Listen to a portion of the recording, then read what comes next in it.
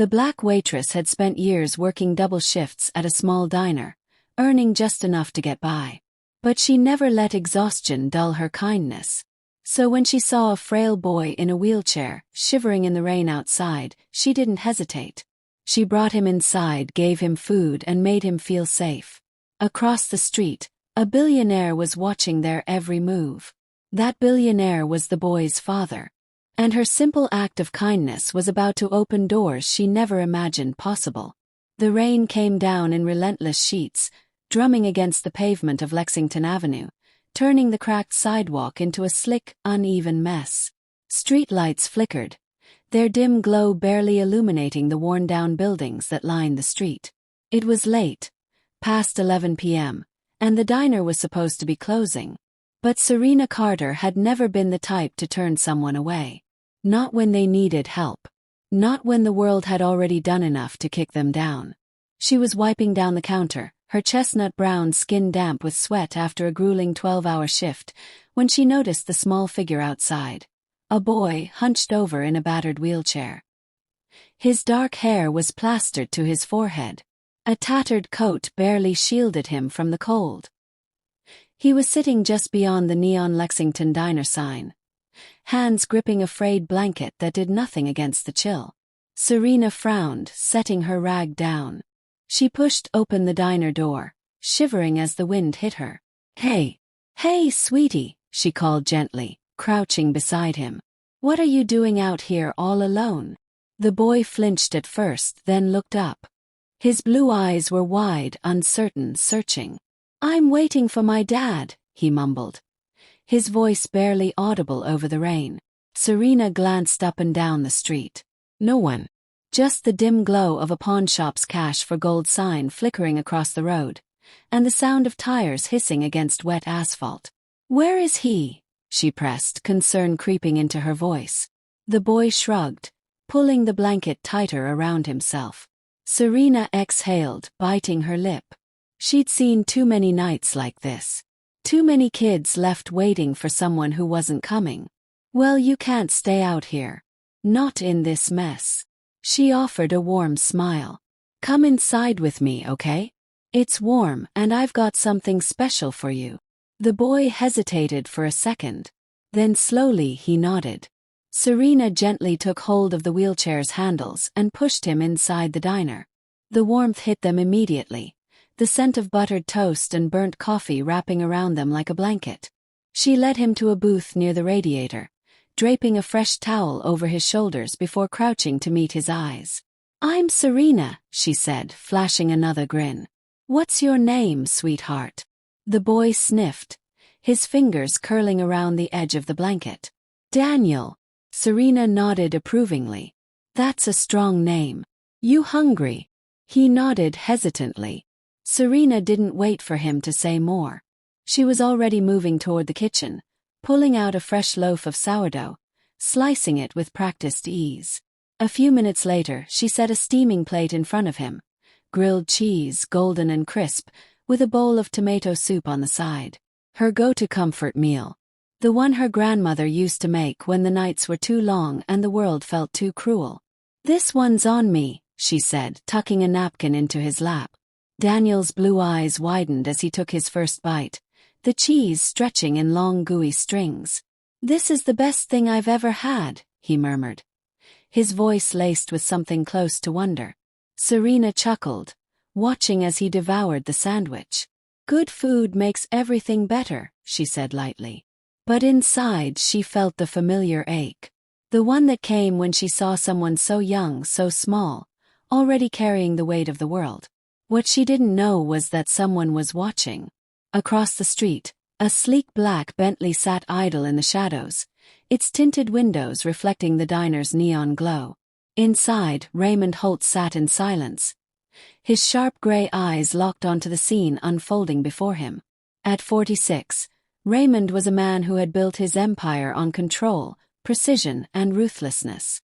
Holt Dynamics was the beating heart of Baltimore's tech industry, a billion-dollar machine that ran on efficiency, not sentiment. And Raymond, its CEO, had spent years ensuring that nothing, no person, no emotion, no weakness, could interfere with that. Yet here he was, watching, listening, thinking. Daniel was his son. And that woman, that black waitress in a cheap apron in a run-down diner, was feeding his son. For free. Raymond's jaw tightened. He had been delayed on a call, an emergency with his investors in Japan, and had told Daniel to wait by the diner for just a few minutes. He hadn't expected this. He reached for his phone, dialing quickly. "Nora," he said when his assistant picked up. "Get down to Lexington Diner. No suits, no heels. I need you there in 20 minutes. There was a pause. "Sir." Raymond's grip on the phone tightened. "Find out everything you can about the woman who just fed my son." Then he hung up. Inside the diner, Daniel was laughing for the first time all night, swinging his legs under the table, soup stains on his chin. Serena wiped it away with a napkin, shaking her head. "Messy eater, huh?" Across the street, Raymond watched. His expression unreadable. His mind already working, already calculating. Because he didn't believe in kindness. He believed in debts. And whether she realized it or not, Serena Carter had just put him in hers. Serena wiped her hands on her apron, glancing toward the diner window as the rain kept falling, streaking down the glass in uneven trails. Daniel was finishing the last bite of his sandwich. His fingers warm now, no longer trembling. His face had lost that weary tightness, that guarded look that kids his age shouldn't have to wear. She felt a small swell of satisfaction.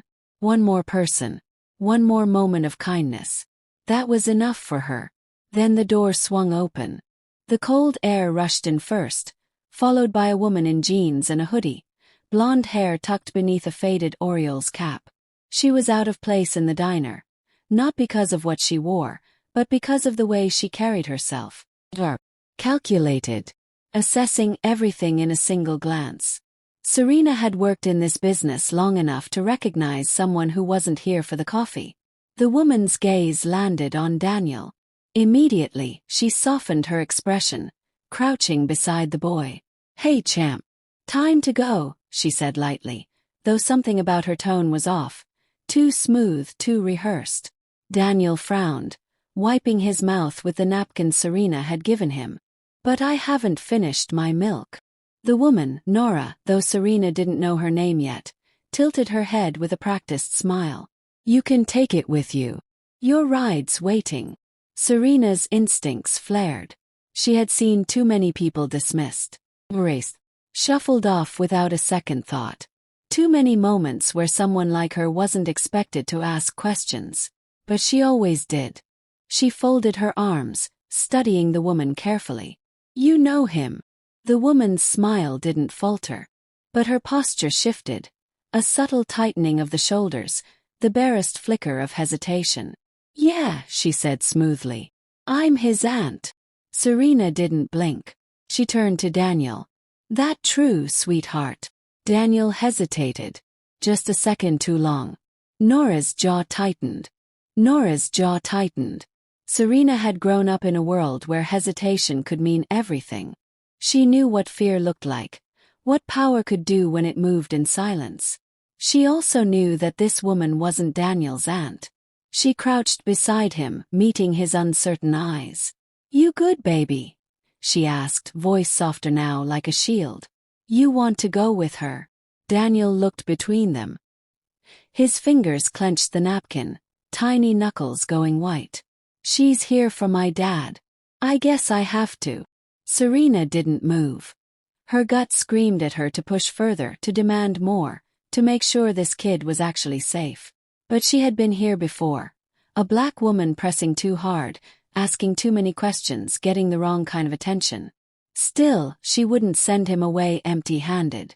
She walked to the counter, grabbed a chocolate chip cookie wrapped in wax paper, and slid it into Daniel's hand. "For the road." Langford gave a slow, thin-lipped smile, the kind that didn't reach his eyes. "With all due respect, Mr. Holt," he said, voice dripping with smug confidence, "that workforce is replaceable. The market changes. We adapt. That's just good business." Serena's jaw clenched. She leaned forward, eyes locked on Langford.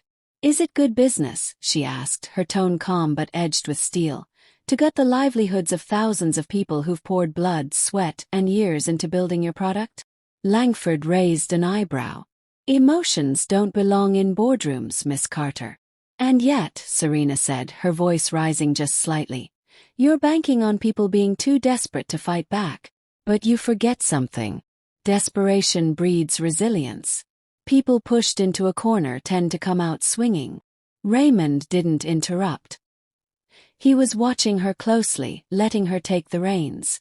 Langford's smile faltered. I see Holt Dynamics is experimenting with diversity hires. The room went silent. Heavy. Serena didn't flinch. And I see Orion is still stuck in the 1950s, she shot back. One of the other men, bristling, clearly less composed, spoke up. We don't take kindly to insults, Miss Carter. She leaned back in her chair, folding her arms. Good. Then maybe you'll remember this meeting. Raymond finally spoke, his voice even but cool. If you think we'll sign off on gutting our workforce, you're wasting your time. Langford smirked, but it looked forced now. We'll take this to the board. You do that, Raymond replied. And we'll take it to the press. That landed. The meeting ended soon after, with tense handshakes and forced smiles. When the Orion group left, Serena let out a long breath.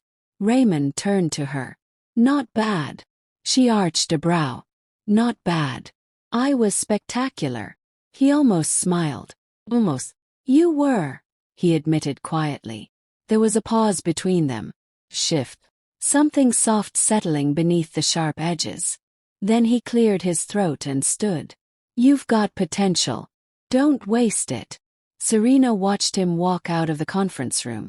Her heart was still pounding. Not just from the meeting but from something else entirely. She had come here thinking this was just a job.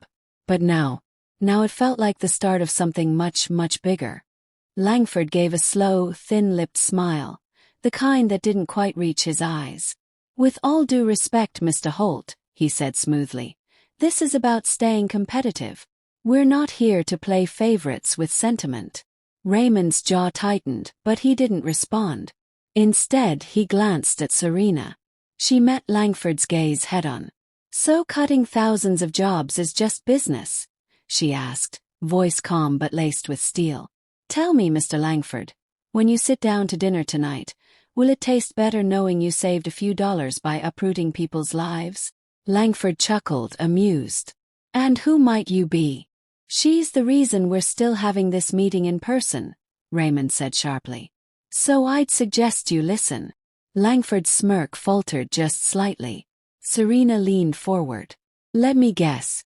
You've already done the math. Outsourcing saves you 15% annually. Maybe 20% if you squeeze tight enough.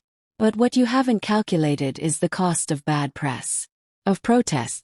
Of customers walking away because your brand turned its back on the very people who built it. She let that sink in. I've seen what happens when companies forget the faces behind the product. And I'm telling you now, this won't be quiet. Not if you push this through. Langford shifted in his seat, the easy confidence in his eyes starting to waver. Raymond watched her, silent, unreadable. But there was a flicker of something in his gaze. Approval. Another executive leaned in, voice low. We'll need to reassess. Langford didn't argue. The meeting ended with stiff handshakes and forced smiles. When the room cleared, Raymond turned to her. You came in swinging. I did what you brought me here to do, Serena replied. I told the truth. Raymond nodded once. Keep doing that. Serena picked up her notes and turned to leave. But just before she stepped out, he said her name. Serena. She glanced back. His voice was softer now. You were right. I owe you more than a job. She didn't reply. She didn't have to. Because deep down, Serena already knew. This was just the beginning. Over the next few weeks, Serena became more than just a consultant. She became Raymond Holt's closest advisor. She worked late hours, attended board meetings, and navigated the choppy waters of corporate politics with a calm confidence that surprised even herself. Her insight saved the company millions, But more importantly, they protected people, the workers who'd been on the chopping block. And yet, something deeper was shifting too. Started with the small things. A coffee left on her desk in the morning, always the way she liked it. A silent walk with Raymond after meetings, where the conversations slowly turned from business to childhood memories and old regrets. One night, after a brutal meeting with international partners, Serena collapsed into the leather chair in Raymond's office, rubbing her temples. "You're burning the candle at both ends," he said, watching her with concern. "So are you," she replied, offering a tired smile. Raymond walked over to the minibar in the corner and poured 2 glasses of water. "Difference is, I have a $1 billion parachute. You're still trying to earn yours." She accepted the glass. "I'm not after the money." "I know." There was a long pause. The kind that stretched not because there was nothing to say, but because too much was left unsaid. "Serena," Raymond said finally, his voice quieter than she'd ever heard it. "Have you ever wondered what it would be like if we met under different circumstances?" She looked up, startled. He didn't move closer, didn't touch her. But the air between them had shifted. "Yes," she whispered, almost afraid to admit it. "I think about that more than I should." Outside, the city glittered with lights. But inside that room, time seemed to pause. "I hired you to fix my company," Raymond said. "But you've done something I never expected." "What?" "You reminded me I'm still human." She didn't know what to say. But in that moment they both knew. Something real was beginning. And real was dangerous. Because falling for the boss could ruin everything. The following week brought a storm. Not the kind that painted the skies gray and poured rain over the city, but the kind that brewed in silence, behind closed doors and corporate walls. A leaked internal document, an outdated merger plan Serena had rejected, somehow made it to the press. And with it came chaos. Headlines screamed betrayal. Investors panicked. Board members pointed fingers. And some pointed them at Serena. "She's the outsider," one senior executive hissed during a heated boardroom meeting. She had access. She was brought in by Holt without protocol. This leak benefits her.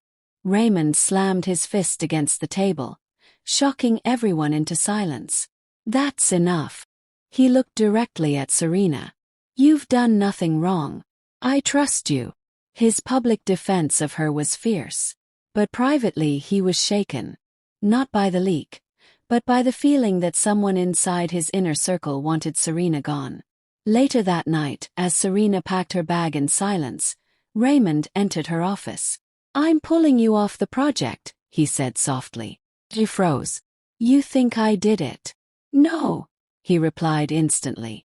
"But I think they'll keep coming for you and I." He paused, struggling with his words. "I can't protect you if you stay in this position." She stepped toward him, hurt flashing in her eyes. "You don't have to protect me, Raymond. You just have to believe in me." "I do." His voice cracked. "Too much." For the first time, Serena saw the mask slip. The powerful CEO was just a man. Tired, afraid, and in love with a woman he thought he'd never deserve. "I didn't ask for any of this," she said. "I came here to help. And somewhere along the way I started." She stopped, swallowing the lump in her throat. "I started caring." "So did I." Neither of them moved. The silence between them was electric. "I can't walk away," she whispered. "Not like this." He reached out, gently brushing her cheek. "Then stay." "But not as my employee."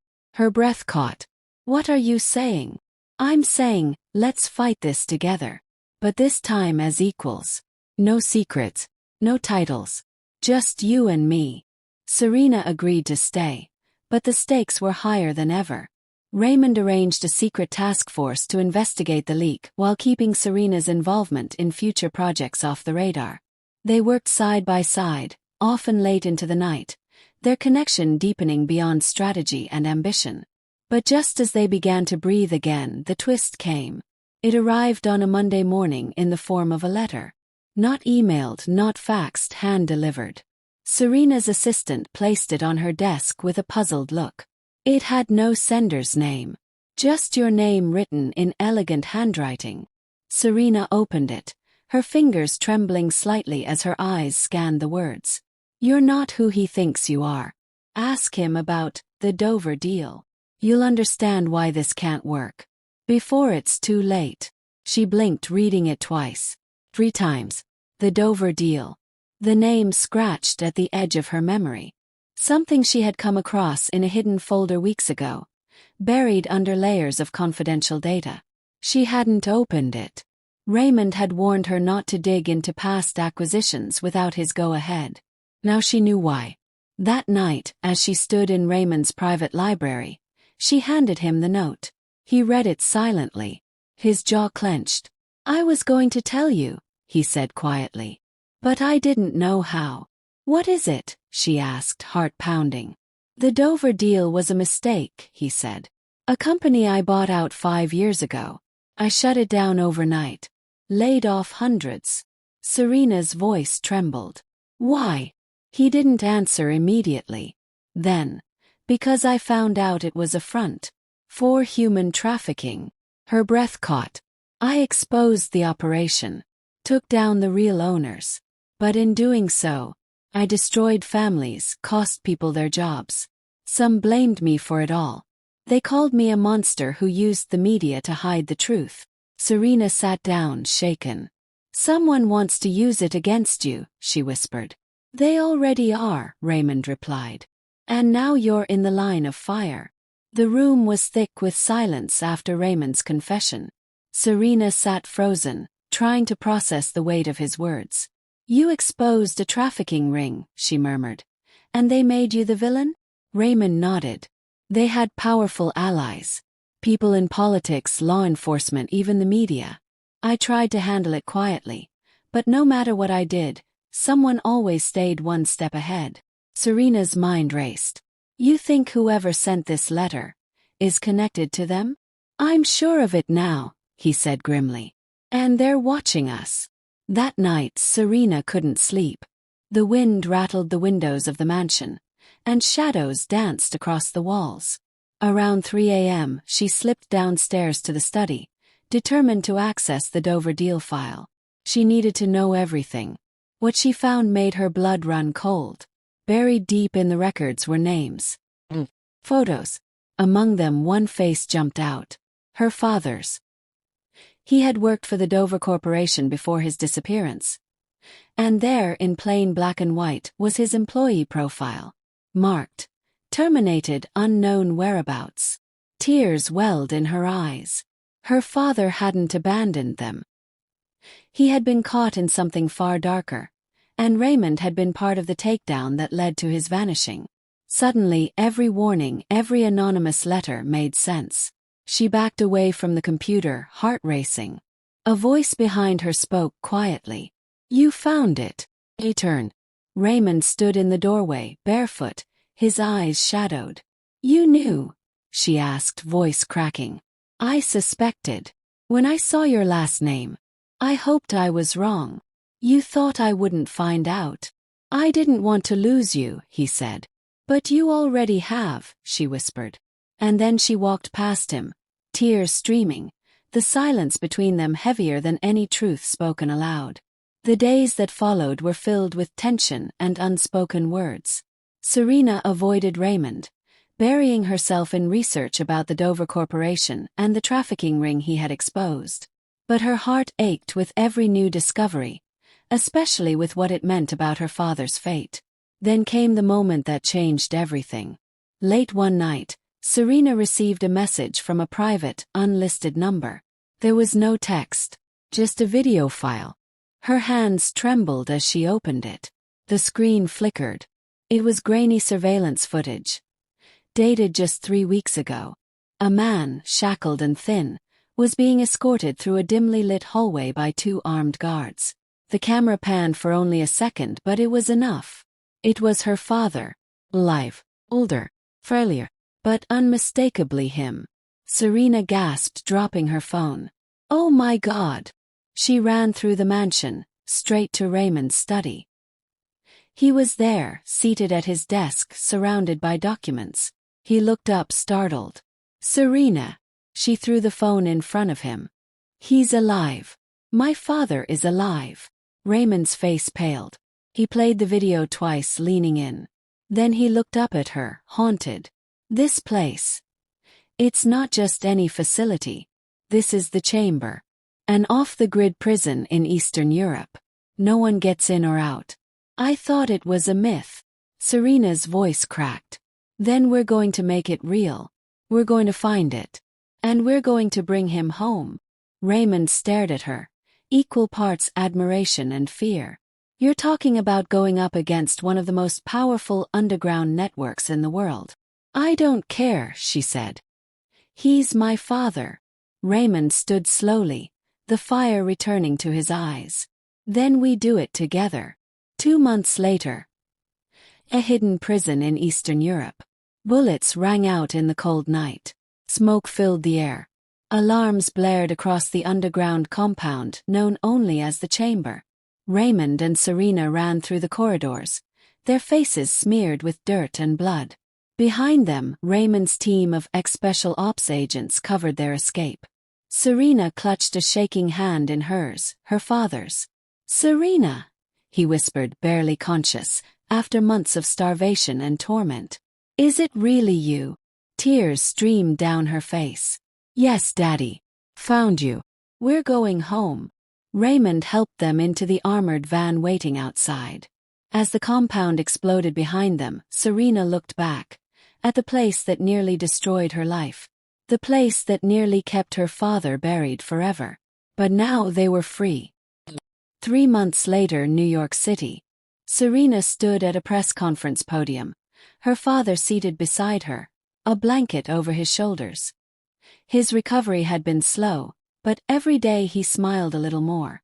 Raymond stood nearby, no longer in the shadows. He had gone public with everything, risking his life to expose the criminal syndicates that once protected his family name. "I'm here today," Serena began, "not just as the daughter of a wrongfully imprisoned man, but as someone who once believed that power had to be inherited or stolen. But now I know the truth. Real power is what you do with your pain." She glanced at Raymond. "And real love. It's who stays with you when everything falls apart." The crowd stood applauding. That night, on the rooftop of their apartment, Raymond took Serena's hand beneath the stars. "You saved him," he whispered. "You saved me too." Serena leaned in. "You taught me how to fight. But more than that, you reminded me what love can look like when it's real." Raymond smiled. "So what happens now?" He smiled back. "Now, we rebuild. Together." And under the New York skyline, with their past behind them and a future wide open, they kissed. No longer two broken people surviving in a cruel world, but soulmates who had finally found their way home. In a poor neighborhood, a wealthy CEO and his daughter were wrapping up a birthday trip when he lost his wallet. The next morning, a teenage boy from the area called from a public payphone to return it, every bill and card still inside. When offered a reward, the boy simply said he needed $3 to buy a small cupcake for his little sister's birthday because he had spent all his money making the call. Touched by the boy's honesty and heart, the CEO did something no one expected. He invited the boy's family to his 5-star hotel and threw a birthday party they would remember for the rest of their lives.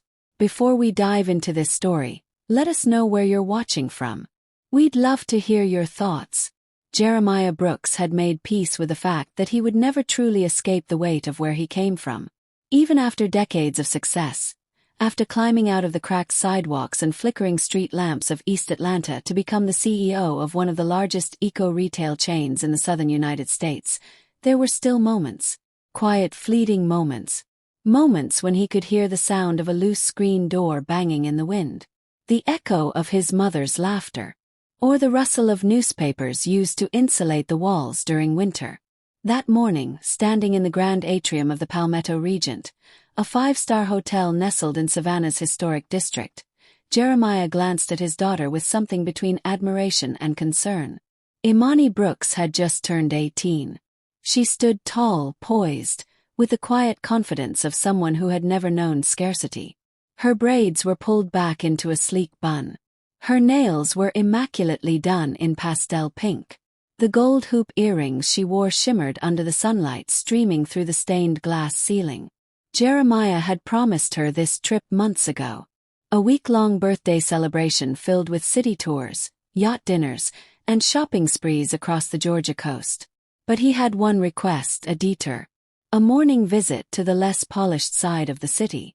To the Bain district, where old homes leaned into each other like tired souls and narrow alleyways still carried the scent of deep-fried catfish and sweat. Imani hadn't been thrilled. "You want to go where?" she had asked the night before, her brows arching with the incredulity only a teenager could manage. Jeremiah had chuckled then, brushing it off. "Just trust me. It'll be quick." But now, seated beside him in the back seat of the hotel's luxury shuttle, she crossed her arms tightly. Her lips were pressed into a line. Her designer sneakers tapped restlessly against the floor. "This is what you think I want to see on my birthday?" she muttered under her breath, barely loud enough for him to catch. He didn't respond. The car turned down a narrow road where the tourists disappeared and the pavement grew uneven.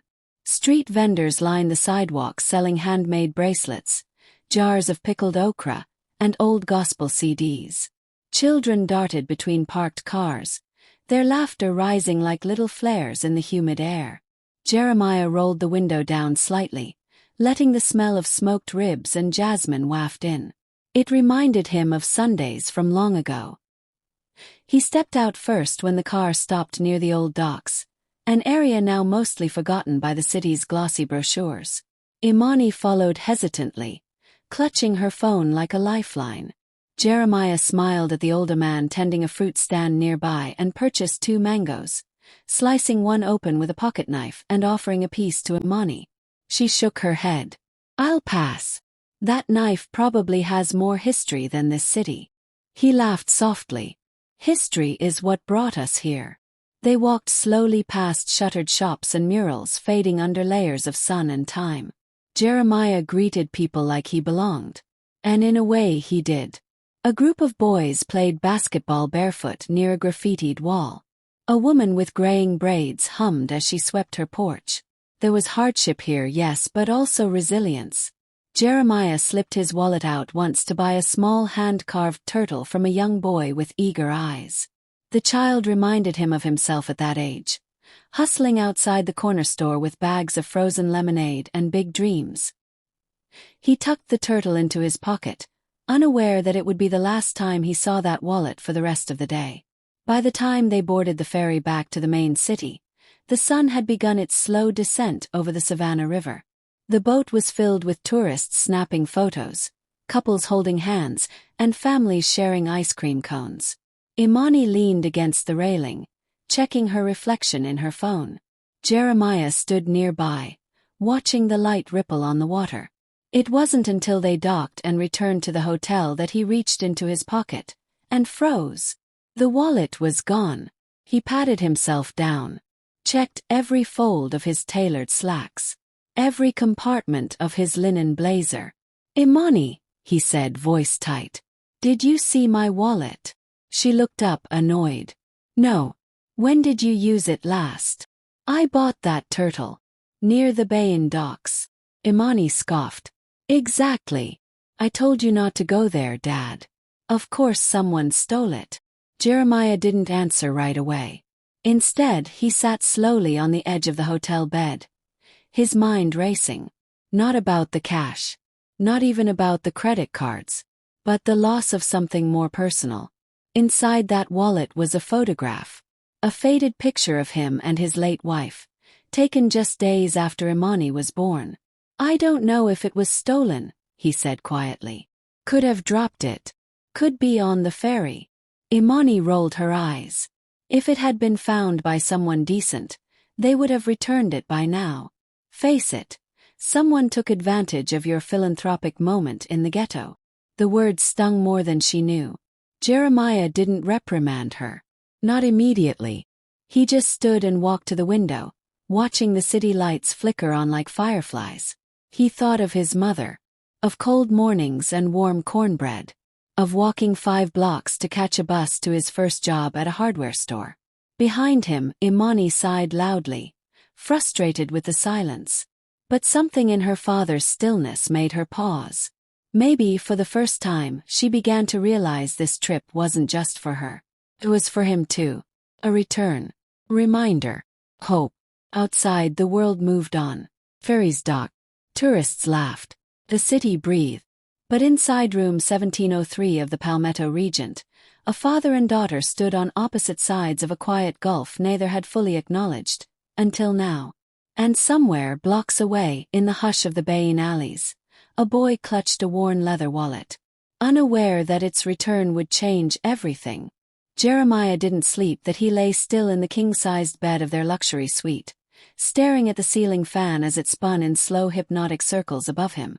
Imani had long since retreated to the second bedroom, earbuds in, the glow of her phone flickering through the crack beneath her door. The room around him was quiet, insulated by thick carpets and soft lighting. But his mind churned, with memories of that afternoon. The smell of the bay air. The sound of children laughing in the alley. The carved turtle, now resting alone in his blazer pocket like a quiet witness. He had reported the wallet missing to the front desk. A concierge had called the ferry company. Their staff searched the cabin and the dock area thoroughly, but found nothing. "It may have been picked up by another passenger," one of them said over the phone. Their voice was apologetic, trying to sound helpful but distant. Jeremiah thanked them and hung up. He wasn't surprised. Morning came slowly. Savannah's summer light poured in through the sheer curtains, warm and gold like poured honey. Jeremiah sat at the small writing desk near the window, sipping lukewarm coffee from a porcelain cup. Imani emerged eventually, wrapped in a hotel robe, hair tied back, makeup half done. I still clouded with sleep. "Did they find it?" she asked flatly, not bothering with pleasantries. Jeremiah shook his head. "No word yet." Imani scoffed, rolling her eyes. "So it's gone." "Course it is. What did you expect, honestly? You walked into that neighborhood flashing a wallet thick enough to feed someone's whole family for a week. You think they weren't going to take it?" Jeremiah turned to face her. His expression was calm. But something behind his eyes had shifted. "I don't know that it was stolen," he said. "I might have dropped it. Or left it on the bench. Or maybe, just maybe, someone decent did find it. Maybe someone found it and doesn't know how to reach me yet." Imani let out a soft, incredulous laugh. "Dad, that's not how the world works anymore. People don't just do the right thing. Not when they're hungry. Not when they're struggling." He studied her for a moment. There was intelligence in her words, but it was laced with cynicism. A worldview he hadn't meant to pass down, but perhaps she'd absorbed it through osmosis. Watching the world from behind tinted windows and black car seats. "You're right about one thing," he said, rising from the chair. "People are struggling. That's why we can't afford to give up on decency. It's not a luxury. It's a responsibility." She opened her mouth to respond, but before she could speak, Jeremiah's phone vibrated on the table. A number flashed on the screen. Unknown local area code. He raised an eyebrow, then picked it up. "Hello," he said. There was a pause. Crackle of static. Then a voice, young, shaky but clear. Is this Mr. Brooks?" "Yes, speaking." I think I found your wallet, sir. Yesterday. By the benches at the dock near Bayne. I didn't take nothing, I promise. Everything's in it. I just wasn't sure how to call until this morning. I used a payphone. I had to trade in some cans for quarters." Jeremiah blinked. The words sank in. "What's your name?" "Tavon." Another pause. "I just thought you'd probably want it back. There's pictures inside. Important stuff." Jeremiah's voice softened. Yes, I do. "Thank you, Tavon." The boy hesitated. "I can meet you. I'm near Westport Street. Across from the old grocery. Behind the mural. You know the one." Jeremiah smiled faintly. "I do." As he hung up, Imani stared at him like he'd lost his mind. You're not seriously going, are you? I am, he said, already moving toward the closet for his shoes. That could be a setup. You don't know who that kid is. He could be lying. What if someone's waiting to jump you? I don't think so, Jeremiah replied, slipping on his watch. He sounded scared. Polite. Honest. Dad. Her tone was sharp now. Anxious. Please at least bring security. Jeremiah paused. Considered it. Fine, he relented. Let's ask Charles to drive us. You can come if you like. Imani crossed her arms. I'm not going to watch you get mugged on my birthday. But she followed him anyway. 30 minutes later, their SUV glided out of the historic district and into the outer fringe of West Savannah. The transition was stark. The manicured trees and brick walkways gave way to cracked asphalt, overgrown lots, and homes with boarded windows and sagging porches. Imani sat tense in the back seat, flinching slightly every time a motorbike sped past or someone glanced too long at their vehicle. Charles, their longtime bodyguard and driver, kept one hand near his radio. Why would you even want that wallet back? Imani murmured. You can replace the cards. You don't need the cash. That neighborhood. Those people. What could you possibly hope to find? Jeremiah didn't answer. He just looked out the window, his gaze steady. You'd be surprised how much value a person can place on something small, if it reminds them of where they came from. The car rolled to a stop near a faded mural of a jazz quartet painted across the side of a corner store. A boy was standing by the wall, clutching something in both hands. He was tall for his age but skinny, ribs visible through his shirt, shoes 3 sizes too big. His eyes were cautious but bright. Stay in the car, Charles warned. But Jeremiah was already stepping out. Tavon stepped forward. I kept it safe, sir, he said, extending the wallet. Didn't even open the zipper part. Jeremiah took it with both hands, flipping it open carefully. His ID, his cards, the photo of his wife, the cash neatly tucked. Nothing missing. You sure did, he said, his voice low with gratitude. Thank you, Tavon. You saved me a lot more than just trouble. The boy scratched his arm, suddenly sheepish. I only called 'cause I didn't want no trouble. I just needed like $2 or $3 for the payphone. And it's my little sister's birthday tomorrow. I was trying to get her a cupcake. That's all. From the SUV, Imani watched the exchange unfold. Her father, towering in his pressed linen suit, speaking to this boy in rags like they were equals. Something inside her shifted, almost imperceptibly, as she took in the scene. And for the first time she didn't look away. For a moment no one spoke. The street around them moved on in its usual rhythm. An old man pushed a rusted grocery cart filled with cans across the cracked sidewalk. A dog barked from behind a leaning chain-link fence. Somewhere down the block, a siren wailed faintly in the distance. But in the small bubble of silence between Jeremiah and Tavon, something real was settling. The boy's shoulders were still stiff, like he wasn't sure whether he should run or stay. Whether this act of decency would be rewarded or punished. Jeremiah, still holding the wallet, felt the weight of the moment. Not just the leather and paper in his hands, but the life, the story, the quiet courage standing in front of him. He cleared his throat. $2 or $3, huh? He asked, not unkindly. Tavon shifted awkwardly. Just for the phone call. And I had some saved up. Was gonna buy my sister a cupcake from the gas station. It's her birthday tomorrow. She's turning 6. His voice cracked slightly, but he held it together. We been staying near the scrapyard. In one of the old trailers. Mama's sick, so I gotta look after her. I wanted to do something small for her, you know. Jeremiah glanced back at the SUV, where Imani sat, lips slightly parted, one manicured hand frozen near her chin. Her brows were drawn, not in disgust or boredom but in something new. Uncertainty. Reflection. She looked like someone trying to read a language she'd never needed to understand before. Her eyes met her father's through the tinted glass. Jeremiah turned back to Tavon, slipping the wallet into his coat.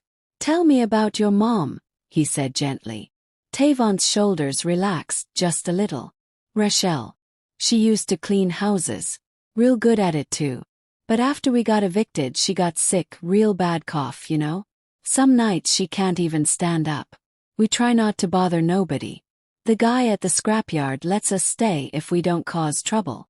Jeremiah nodded slowly, absorbing each word like a ledger entry written not in ink, but in grit. He had met hundreds of people in his life. Billionaires, senators, activists, journalists. But rarely did someone look him in the eye with that kind of quiet clarity. Tavon wasn't selling pity. He wasn't asking for a handout. He had done the right thing, even when everything around him screamed not to. From the car, the passenger door opened. Imani stepped out slowly, the Georgia heat curling around her like a blanket. She walked toward them, her footsteps careful, uncertain, like she wasn't sure what she was supposed to say. Tavon noticed her and looked down quickly, brushing at his shirt with one hand. I didn't mean to cause no problems, he muttered. If y'all got to go, it's okay. But Imani stopped just a few feet away and studied him, truly studied him, like she was seeing something she hadn't expected to find. What's your sister's name? She asked, her voice quieter than usual. Tavon blinked. Ava, he said. She's real small. Likes unicorns. She talks in her sleep sometimes. Imani looked over at her father. Then, without saying a word, she reached into his coat pocket, pulled out 3 crisp $100 bills, and turned back to Tavon. Buy her something better than a gas station cupcake, she said, her voice steady but laced with emotion. And get some clothes. Clean ones. So you and your family can come to the hotel tomorrow. Ask for me at the front desk. Tell them I invited you. I want Ava to have the kind of birthday she deserves. Tavon stared at the money like it was burning through his skin. Ma'am, I can't take all this. I just wanted. It's not charity, Imani cut in, her voice firmer now. It's an invitation. One kid should not have to carry everything alone. Jeremiah watched her with a pride so deep it felt like a second heartbeat. Imani turned to him, her eyes glassy but defiant. We were going to spend $2,000 tonight on steak and fireworks, she said. I'd rather spend it making a real difference. He nodded once slowly, then looked to Charles. Let's head back. As they drove through the narrow streets, Imani didn't reach for her phone. She sat quietly, one hand resting on the window, watching the world outside. The sun had begun to dip behind the rooftops, casting the neighborhood in amber light. Children were playing with makeshift toys, jumping between puddles, laughing with wild, untamed joy. Do you think they'll come? She asked finally. Jeremiah smiled. If you were them, would you? She nodded. I would. And for the first time that day. She truly meant it.